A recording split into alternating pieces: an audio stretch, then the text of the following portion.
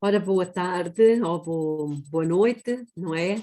Depende do lugar em que se encontrarem. São todos muito bem-vindos a mais uma palestra. Esta é a número 5 e estamos estudando o livro de Daniel, mas na perspectiva de que o que é que o livro de Daniel, um livro tão antigo, tem para ensinar àqueles que vivem, ao remanescente que vive no tempo do fim.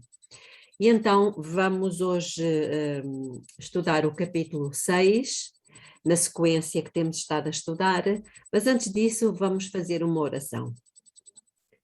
Querido Deus, querido Pai que está nos céus, obrigada porque o Senhor fala conosco. A sua palavra são mensagens que o Senhor traz para cada um de nós. Que o Senhor nos ilumine com o seu Espírito, para que possamos ver os detalhes e aprender as lições que o Senhor nos quer ensinar. Lições que não podem ficar só na teoria, mas que precisamos, por isso mesmo é que elas são lições, que possamos aplicá-las na nossa vida do dia a dia. Dê-nos a coragem, a força que necessitamos, o poder do seu Espírito, para que ao sairmos daqui, desta reunião, nós possamos ter a certeza de que efetivamente estivemos na presença do Criador e que Ele falou connosco esta noite. Pedimos Amém. estas graças humildemente em nome de Jesus. Amém. Amém. Ora, muito bem, mais um capítulo que está cheio de lições para aqueles que vivem no tempo do fim. Muito cheio de lições. Então, vamos percorrer então o capítulo 6. Neste momento, Daniel já não está propriamente dito a viver no período da Babilónia. Portanto, ele já passou para o reino da Pérsia. E, como eu tinha dito no estudo anterior, portanto, ele foi aquele que presenciou e que viveu, que experimentou o cumprimento da primeira parte da profecia. Portanto, ele viu que efetivamente aquilo que Deus tinha dito, profeticamente falando, era verdade. A prova disso é que se levantou um reino inferior ao primeiro e que, apesar de ser inferior, venceu o reino anterior, ou seja, a Medo-Pérsia venceu a Babilónia, apesar da Babilónia se achar invencível. Ela achava que era intransponível. Os seus muros, os muros que cercavam a cidade de Babilónia, eram duas fileiras de muros extremamente fortes e, portanto, não poderiam ser derrubados, tanto que não foi assim que Babilónia caiu. Quem sabe, mais à frente nós possamos falar um bocadinho como é que isto aconteceu, a queda da Babilónia. O que é facto é que, diz-nos o versículo 1, pareceu bem a Dario constituir sobre o reino 120 sátrapas que estivessem por todo o reino. Portanto, agora já estamos aqui na Pérsia. Dario era Medo, Ciro era persa e, apesar de Daniel já ser uma pessoa com alguma idade, o rei viu que realmente Daniel merecia uma posição de destaque. Então, diz aqui que ele constituiu sobre o reino 120 sátrapas. Estes 120 sátrapas, ou governadores, podemos dizer, eles governavam cada uma das 120 províncias, que hoje poderíamos dizer que eram países. Portanto, o reino abarcava uma área muito grande. E eu quero já dizer o seguinte: se nós formos ver o quadro do território que era, isto é um aspecto importante, que era ocupado pela Babilónia, e depois formos ver a Medo-Pérsia, nós começamos a perceber que os reinos se começam a estender para o Ocidente. Fixem isto porque nós vamos precisar deste detalhe mais à frente. Versículo 2. E sobre eles o Dario decidiu constituir 3 presidentes, dos quais Daniel era um. Então, estão a ver, temos aqui um governo piramidal, não é? Temos o povo em baixo, depois temos 120 governadores e acima dos governadores, no topo, podemos dizer, da pirâmide, 3 presidentes, um dos quais era Daniel. Vejam que ele não escolheu esta posição. Deus permitiu que ele fosse levado para essa situação. E isto é importante porque muitas vezes nós não percebemos porque é que Deus nos direciona para determinada posição. E isto foi importante no reino, alguém ter sido colocado nesta posição. Porquê? Porque Daniel e os seus companheiros foram, como nós já vimos várias vezes no passado, nos outros capítulos anteriores, Satanás se preocupou em eliminá-los, em matá-los. Lembram-se? No capítulo 2, se eles não tivessem dado ao rei a interpretação do sonho, eles seriam mortos. Já no capítulo 1, eles também poderiam ter sido mortos com a escolha alimentar que eles fizeram. Depois, no capítulo 3, exatamente a mesma situação. Uma outra crise em que punha em risco a vida deles. Lembram-se no capítulo 3? Se eles não se curvassem perante a imagem que o rei tinha levantado. Qual era o objetivo de Satanás? Nós aqui vemos literalmente o grande conflito. Satanás sempre a querer matar, destruir e Deus a destacar. A mesma coisa acontece aqui no capítulo 6, até porque, como eu já tinha dito, o capítulo 6 é um paralelo com o capítulo 3. Mas o que é curioso, aqui no versículo 2 é que diz que o Daniel era um dos 3 presidentes, a fim de que estes sátrapas, ou seja, estes governadores das 120 províncias, lhes dessem conta, ou seja, os 120 tinham que prestar contas. Estamos a falar de dinheiros, estamos a falar de finanças, eles tinham que prestar contas aos 3 presidentes. E aqui diz porquê?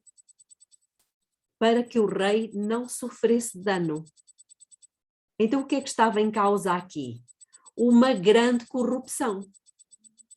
Os governadores, vocês sabem, pessoas em posição de grande destaque na governação, normalmente é o lugar onde mais existe corrupção e desejo de se apropriar de valores. E então o rei, para que não financeiramente não sofresse dano, eles tinham que prestar contas àqueles 3 presidentes. Vejam a posição de destaque em que Daniel se encontrava. Versículo 3. Então, o mesmo Daniel sobrepujava a estes presidentes e aos sátrapas. Impressionante. Porque nele havia um espírito excelente e o rei pensava constituí-lo sobre todo o reino. Vejam a confiança que aquele rei tinha na pessoa de Daniel. E isto é impressionante porque parece que a fama de Daniel passava, a integridade do Daniel passava.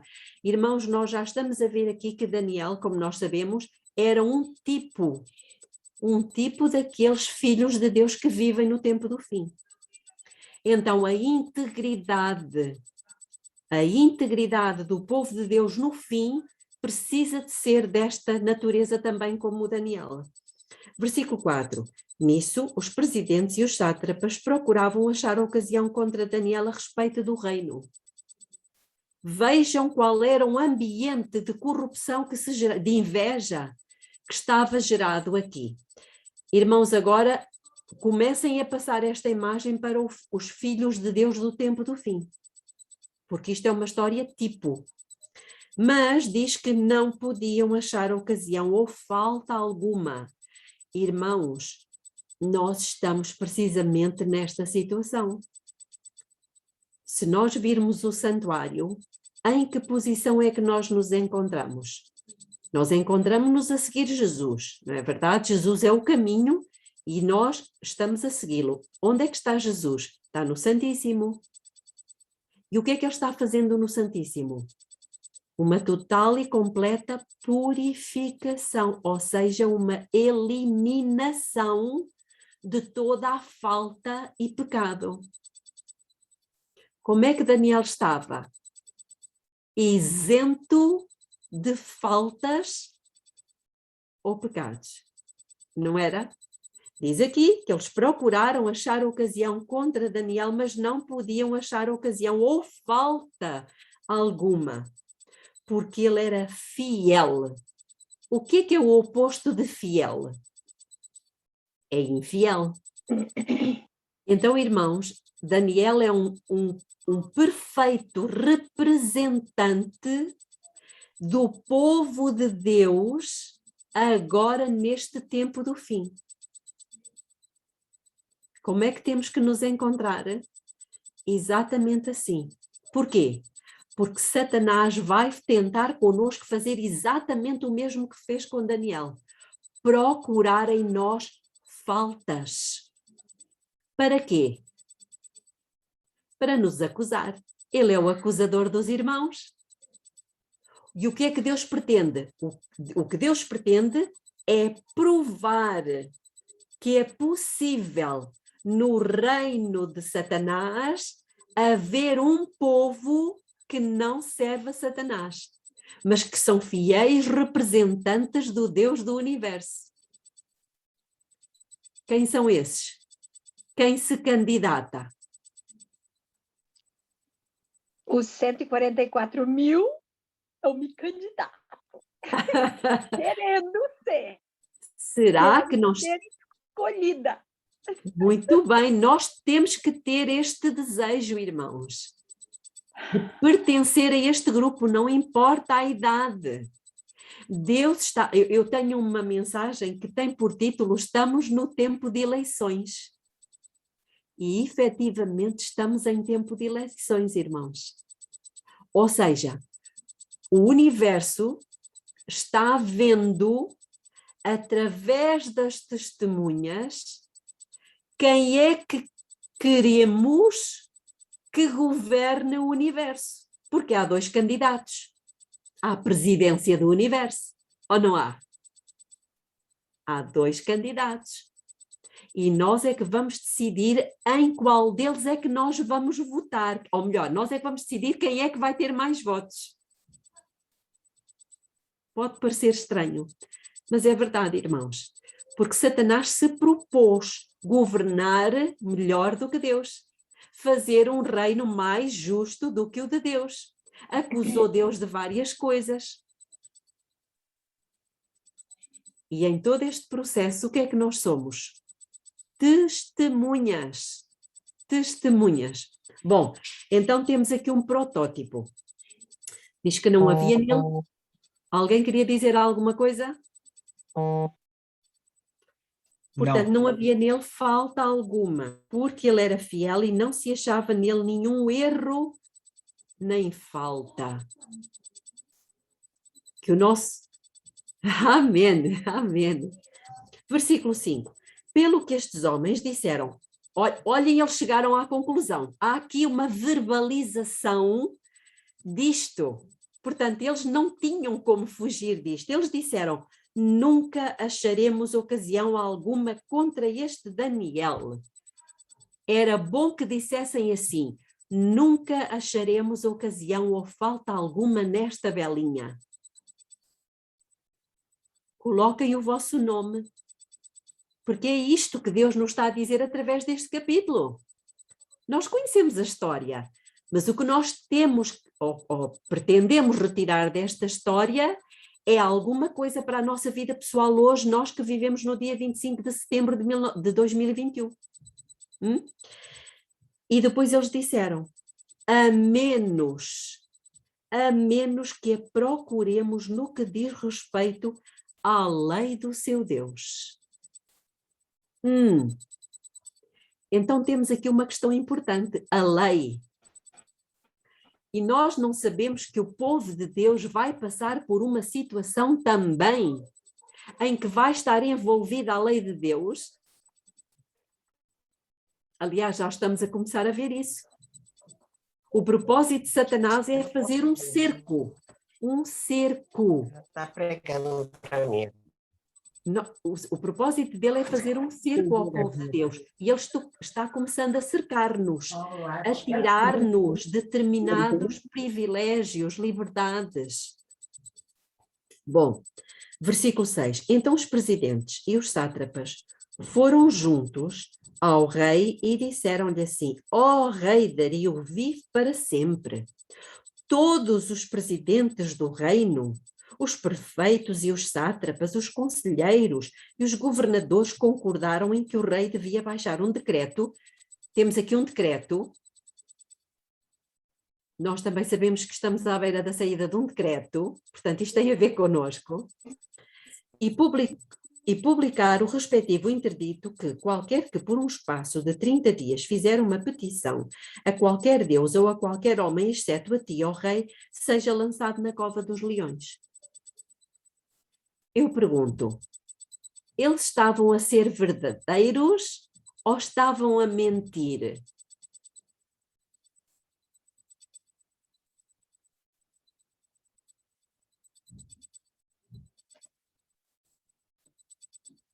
Podem abrir os vossos micros.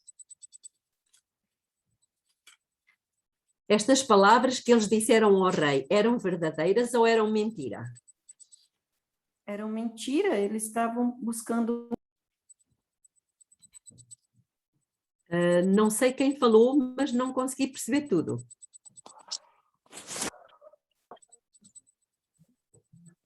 A internet. Essa internet desse rapaz não serve, não.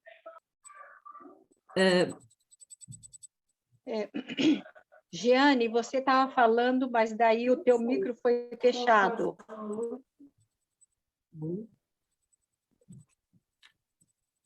Nós precisamos. Eu estava. Não conseguimos perceber, irmã. Tem o micro fechado. Eu abro o micro e ele fecha. Não sei o que está acontecendo. Ok, então alguém quer responder?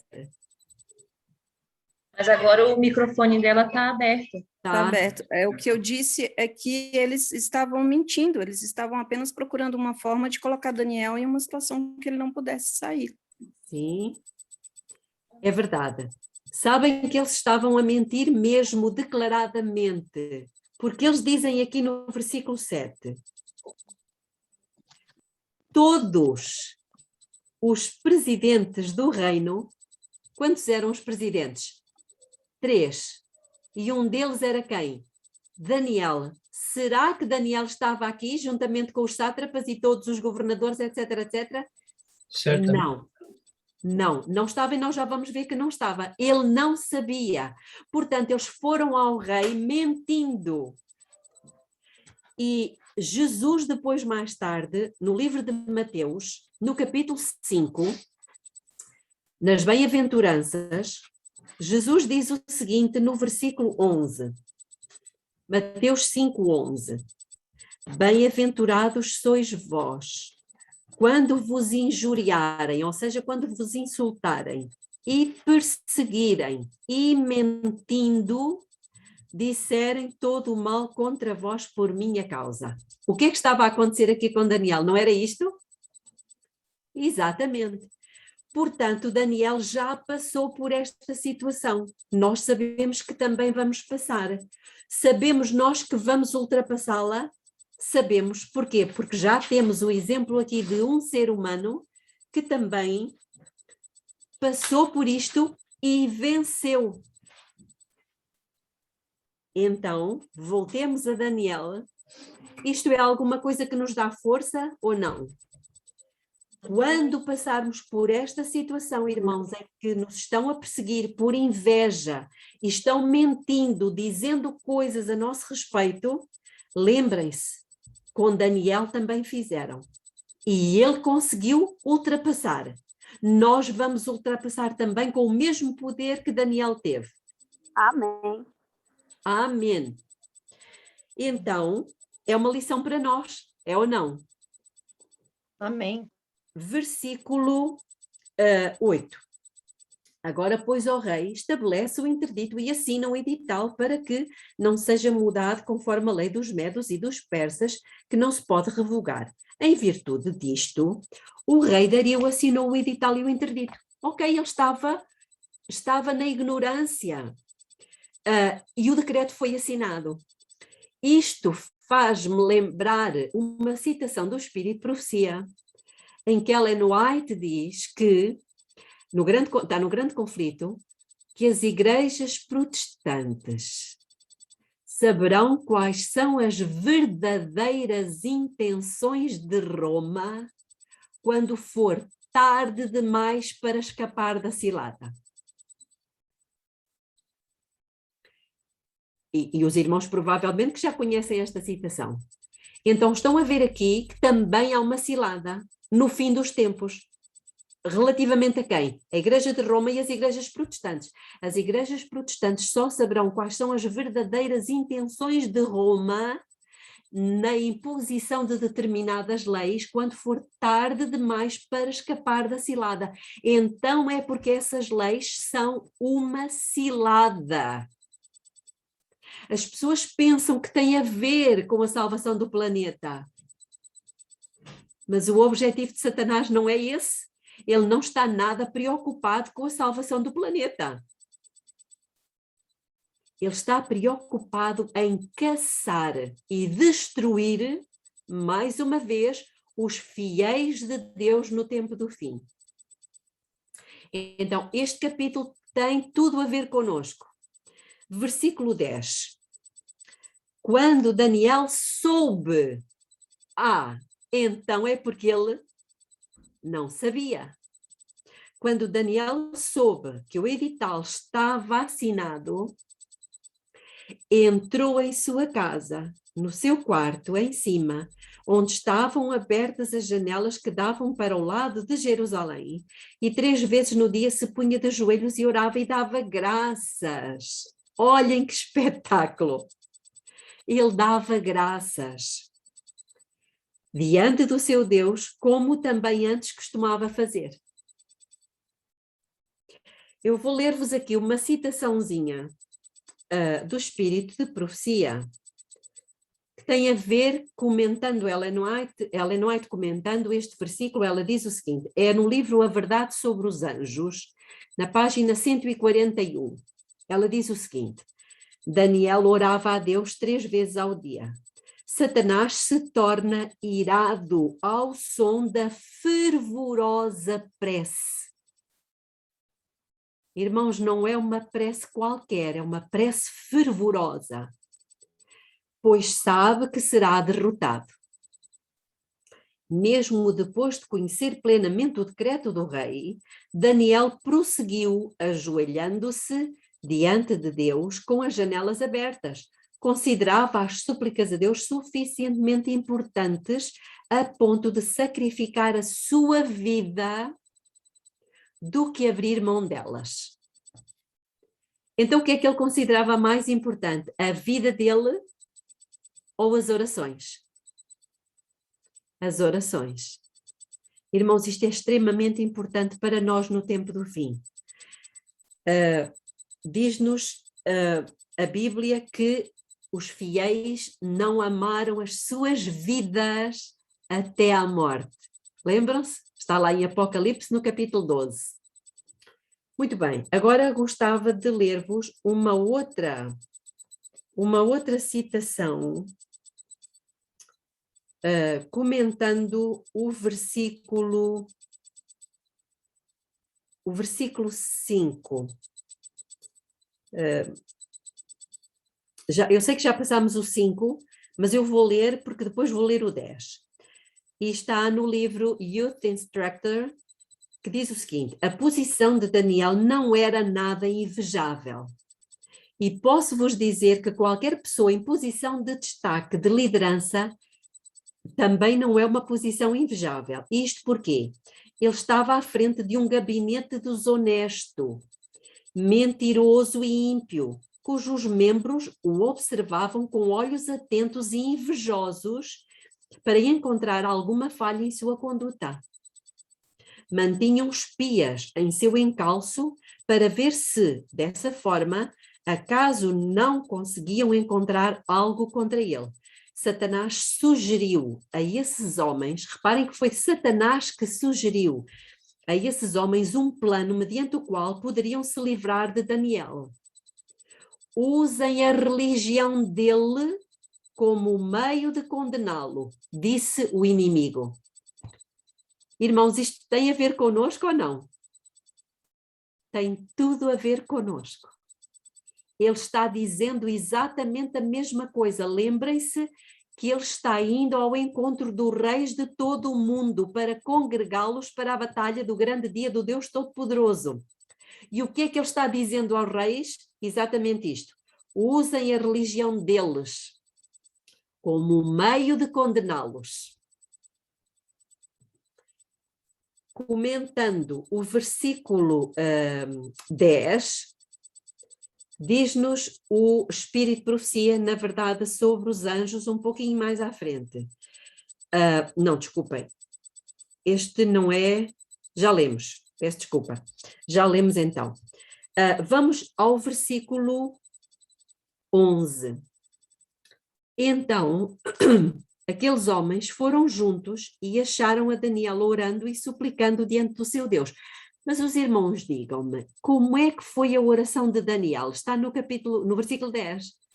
Como é que era a oração de Daniel? Dava graças. Dava graças. Fervorosa. Era fervorosa, isso não temos dúvidas. Agora, o que é curioso é que eles... Como? Ele suplicava. Ele suplicava. Diz-nos aí no versículo 10 que ele orava e dava graças diante do seu Deus, como também antes costumava fazer, dava graças. Irmãos, numa situação em que a nossa vida está posta em causa, em jogo, ele agradecia. Isto faz-me lembrar um episódio que já se passou e que está relatado no livro dos Atos dos Apóstolos. Vamos lá para o livro dos Atos dos Apóstolos. Depois do dia de Pentecostes, surgiram muitas ameaças, inclusivamente a morte de Estevão. Lembram-se? Mas vamos ler aqui no capítulo 4, antes da morte de Estevão, aconteceu, portanto, já começou a haver um ambiente de perseguição. E, inclusivamente, alguns dos discípulos foram levados presos. E então diz-nos no capítulo 4...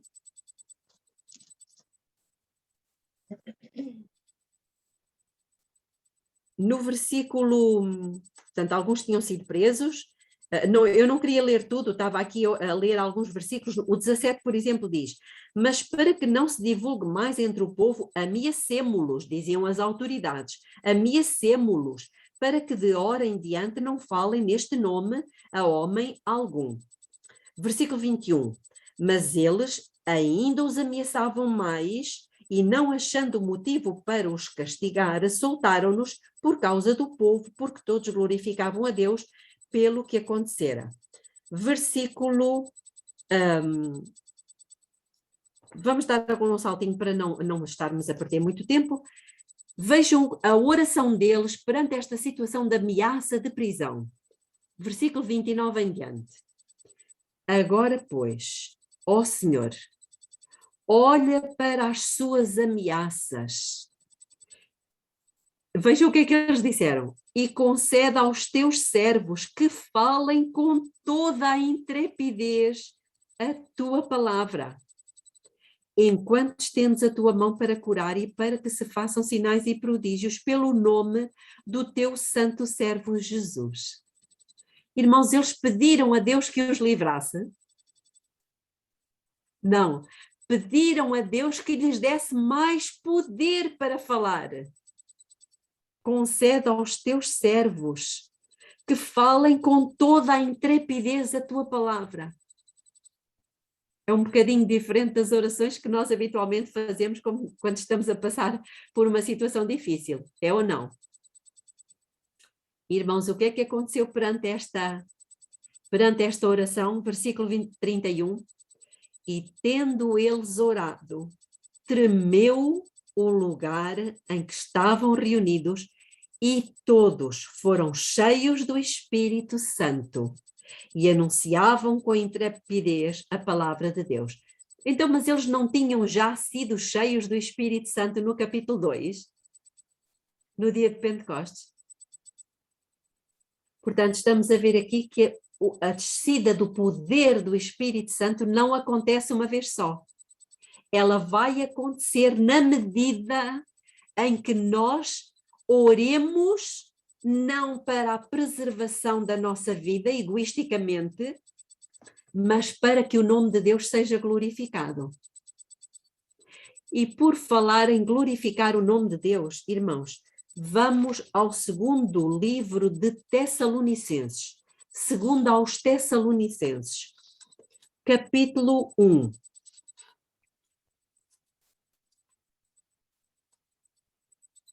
Segundo aos Tessalonicenses, capítulo 1.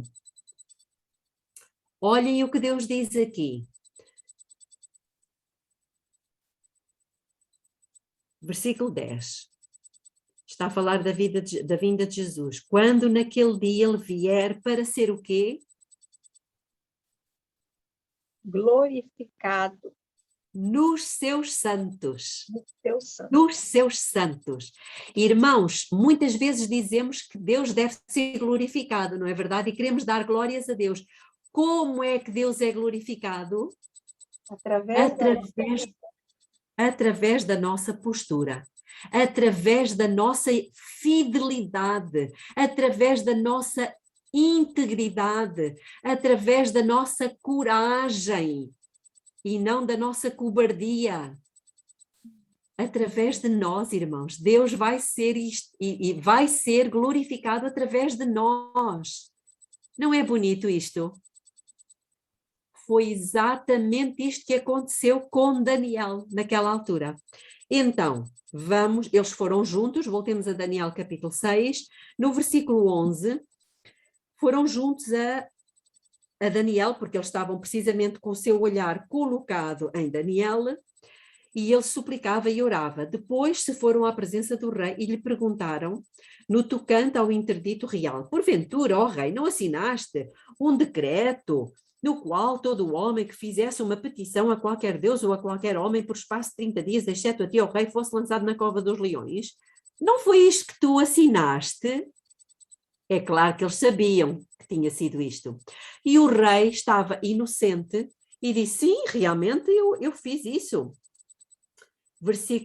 Ainda no versículo 12, respondeu o rei e disse, esta palavra é certa, conforme a lei dos medos e dos persas, que não se pode revogar. Então o que é que eles fizeram? Aquilo que eles queriam. Apontaram o dedo a Daniel. E diz que, versículo 14, ouvindo então o rei a notícia, ficou muito penalizado. E a favor de Daniel propôs dentro do seu coração livrá-lo. E até ao pôr do sol trabalhou para o salvar. Isto é impressionante, irmãos, porque o próprio rei conhecia o valor deste homem e fez tudo o que estava ao seu alcance para livrá-lo, mas infelizmente não conseguiu. Versículo 15, nisso aqueles homens foram juntos ao rei e lhe disseram, olha, ó rei, tu não te esqueças que uma lei assinada pelos medos e persas não pode ser revogada. Então o rei acabava por estar refém da sua própria assinatura. Versículo 16. E quero que prestem atenção ao versículo 16. Então o rei deu ordem e trouxeram Daniel e o lançaram na cova dos leões. Ora, disse o rei a Daniel, o teu Deus, a quem tu continuamente serves. Olhem esta palavrinha, o rei sabia. Aquele Daniel, ele não teve vergonha nunca de demonstrar que ele servia a Deus continuamente. ele te livrará. É curioso como é que um pagão tinha a certeza que o Deus de Daniel era um Deus poderoso para livrá-lo. Mas eu quero agora que pensemos um bocadinho aqui relativamente ao leão. Nós sabemos que a Bíblia fala de leões. Nós provavelmente não teremos que passar por uma situação de leão literal. Mas a Bíblia diz-nos alguma coisa acerca... Vamos abrir em 1 Pedro, capítulo 6, versículo 8.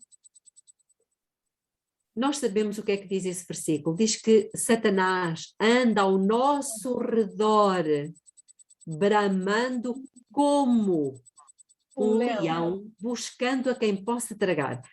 Irmãos, quem esteve em África, não é o meu caso, mas estou casada com um africano, e, portanto, ele sabe exatamente, o meu sogro era missionário, foi missionário em África muitos anos, e por isso o meu marido e os irmãos nasceram todos em África.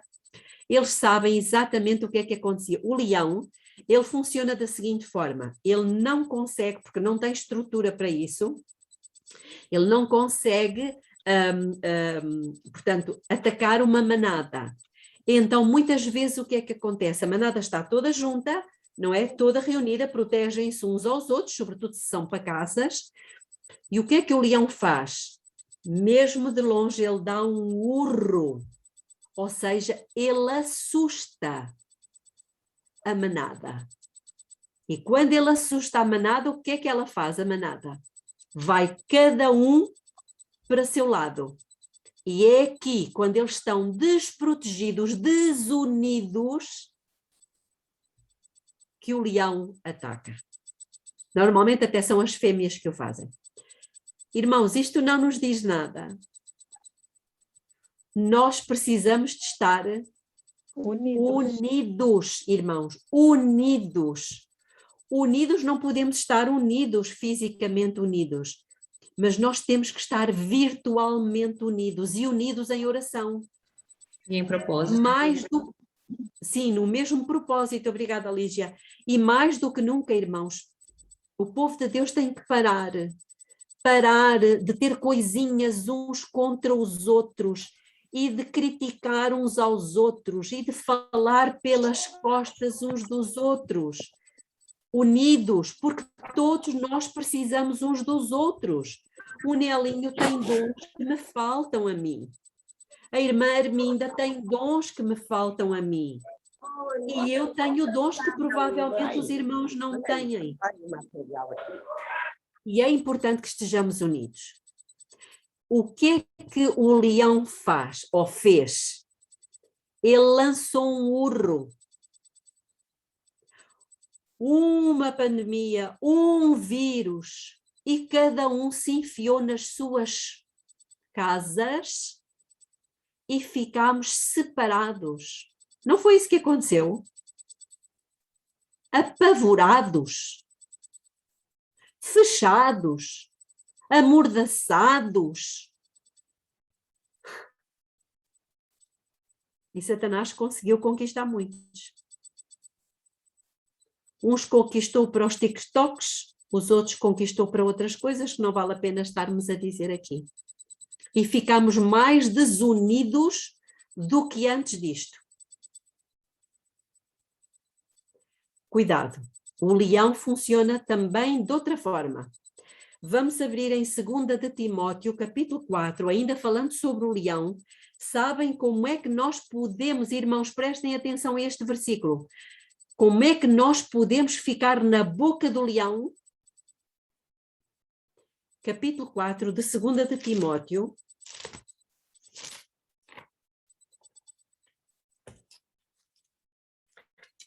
Eu posso pedir à Alice que leia o versículo 17, por favor?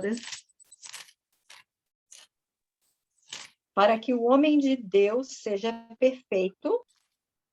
Não, 2 Timóteo 4,17. Mas o Senhor assistiu-me e fortaleceu-me, para que por mim fosse cumprida a pregação, e todos os gentios a ouvissem, e fiquei livre da boca do leão. Como é que nós podemos ficar livres da boca do leão, irmãos? Pelo fortalecimento do Senhor.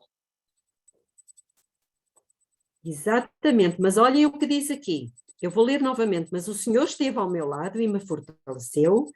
Para quê? Para que é que Deus nos fortalece? Para quê? Para que fosse cumprida a missão, a pregação. Exatamente. Quando nós passamos a mensagem, quando nós falamos a outros do Evangelho, que no fundo são as 3 mensagens angélicas, a primeira começa precisamente por aí, nós ficamos livres da boca do leão. Agora, se nós tivermos medo de falar de Jesus, se nós tivermos medo de nos aproximarmos das pessoas, como o leão quer fazer, assustando-nos, já estamos na boca do leão. Voltemos ao livro de Daniel. Sabemos a história, o Daniel acabou mesmo por ser lançado na cova dos leões. Aquele que não devia ter dormido, que era Daniel, parece que estava tranquilo. Irmãos, eu não sei muito bem como é que uma pessoa pode ficar tranquila na cova de leões. Honestamente, não sei. Não sei, mas uma coisa sei. É que Deus nos tem convidado para entrarmos no refúgio. Lembram-se?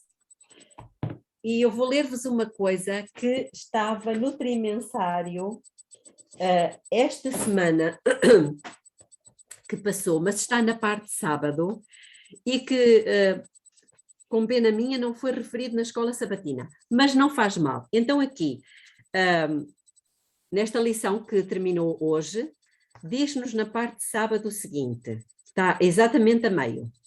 No entanto, na confusão dos acontecimentos, podemos facilmente perder de vista, escutem o que está aqui, o quadro geral do plano de fuga de Deus para este mundo. Repararam nesta frase? Qual é o plano de fuga de Deus para este mundo?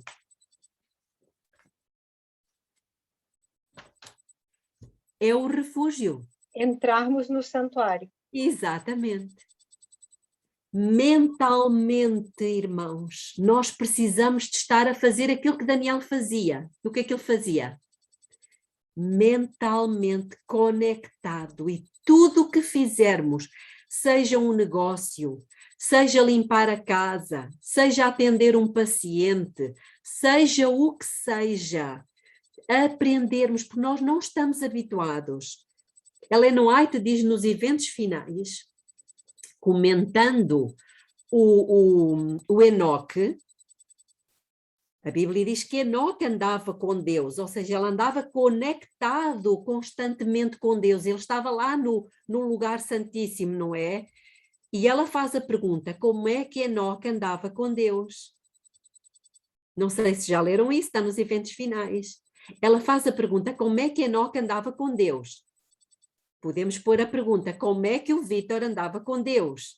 Como é que a Lígia andava com Deus? E Ellen White dá a resposta. Ela diz, habituou a sua mente a sempre sentir que estava na presença de Deus. Então, se o próprio Enoque habituou a sua mente, é porque ela não estava habituada. Foi uma prática que ele teve que desenvolver. Exatamente a mesma coisa que Daniel e que nós necessitamos. E não é muito fácil isto, porque nós somos naturalmente independentes.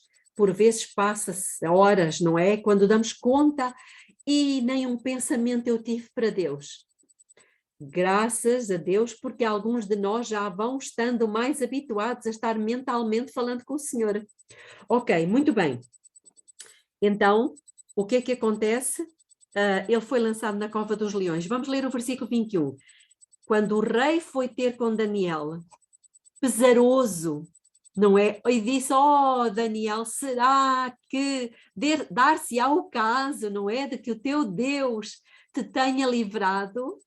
Versículo 21, então Daniel falou ao rei, ó rei, vive para sempre. Reparem o versículo 22 que é muito importante. O meu Deus enviou o seu anjo e fechou a boca dos leões, e eles não me fizeram mal algum. Pergunto, porquê? Porquê é que Deus pôde livrar Daniel? Porque ele Foi achado inocente. Exatamente. A resposta está no próprio verso. Porque foi achada em mim inocência diante dele e também diante de ti, ó rei, não tenho cometido delito algum.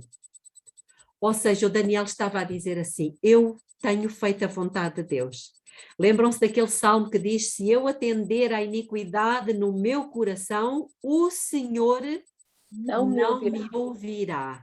Exatamente. Então, Daniel aqui é uma prova de que não havia iniquidade nele, não havia falta alguma para confessar. É nesta condição que precisa estar o povo de Deus para que Deus possa fielmente cumprir a promessa de nos ouvir quando o leão decidir soltar as garras em cima de nós. Versículo 23. Então o rei muito se alegrou e mandou tirar Daniel da cova. Assim foi tirado Daniel da cova e não se achou nele lesão alguma, porque ele havia confiado no seu Deus. E o rei deu ordem e foram trazidos aqueles homens que tinham acusado Daniel e foram lançados na cova dos leões, eles, seus filhos e suas mulheres, e ainda não tinham chegado ao fundo da cova quando os leões se apoderaram deles e lhes esmigalharam todos os ossos. Irmãos, isto é o que vai acontecer com os nossos inimigos. Lembram-se o que é que diz o Salmo 91? Somente com os teus olhos olharás e verás a recompensa dos ímpios. Lembram-se desse verso? Podemos ir lá ao Salmo 91? Belinha, Sim? só um instantinho. Então, assim, a gente vê que para quem pratica o bem e para quem pratica o mal, as gerações, né, são diretamente afetadas, né? Uhum. Porque eles foram ali mortos pelos leões, não somente eles, mas toda a sua geração, né, família. Exatamente. E uma leitura assim apressada, Lígia, uma vez que falaste nisso, uma leitura apressada pode levar-nos a pensar, mas que Deus injusto? Que Deus cruel? Então os pais é que fizeram a asneira e os filhos e as mulheres e tudo? Irmãos, se Deus fez uma coisa destas, era porque era este espírito dos progenitores que reinava naquelas casas. Deus não destrói ninguém que esteja inocente. Exato. Irmã Cleonice. Eu quando eu comecei a ler a Bíblia, eu achava assim, mas não é possível, como que Deus destrói todos ao fio da espada? Eu ficava horrorizada. Meu Deus, como é que pode ser? Como é que pode fazer? Oh, meu Deus, me perdoe aí. Mas agora eu estou começando a entender tudo. Né? Agora não, tem um pouco tempo, mas é interessante demais. Quase todo mundo que lê a Bíblia, quando lê a Bíblia a primeira vez, que não foi criado num lar cristão, ele pensa exatamente isso. Exatamente. Isso é porque nós realmente não conhecemos a Deus. Não conhecemos a Deus, não é verdade? À medida que o vamos conhecendo, nós vamos começando a perceber que realmente a última coisa que Deus quer é destruir. É para ele uma coisa estranha, é um ato estranho de Deus destruir. Não é da sua natureza, não é do seu caráter. Diz Isaías, não é o estranho ato de Deus, a destruição. E, portanto, quando Deus chega a esse ponto, é porque realmente toda a família já está contaminada com aquele vírus. Mas eu queria ler então o Salmo 91, o versículo 8, que diz o seguinte: somente com os teus olhos olharás e verás a recompensa dos ímpios. A recompensa dos ímpios. Voltemos a Daniel, já estamos a chegar ao fim. Versículo 25, então, o rei Dario escreveu a todos os povos, nações e línguas que moram em toda a terra, paz vos seja multiplicada. Irmãos, esta pequenina frase, o que é que ela denota? Quem é que escreveu muitas vezes esta frase? Lembram-se? Paulo. O apóstolo Paulo abre quase todas as suas cartas aos Efésios, Colossenses, Filipenses desta forma: paz vos seja multiplicada. O que é que isto nos deve dizer?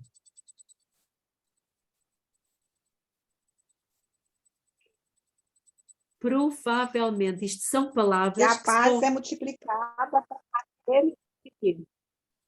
aqueles que dedicam sua vida a glorificar Deus, a viver dentro do caminho de Deus. Então, essa paz é para todos nós, se nós estivermos no caminho que ele traçou para a gente. Exatamente, e não só. Esta é uma frase que normalmente é aplicada por crentes, por pessoas que já entregaram o seu coração a Deus, e provavelmente que este rei, Dario, não estava incrédulo. Ele pronuncia uma frase que é uma frase própria de um crente. Característica de crente.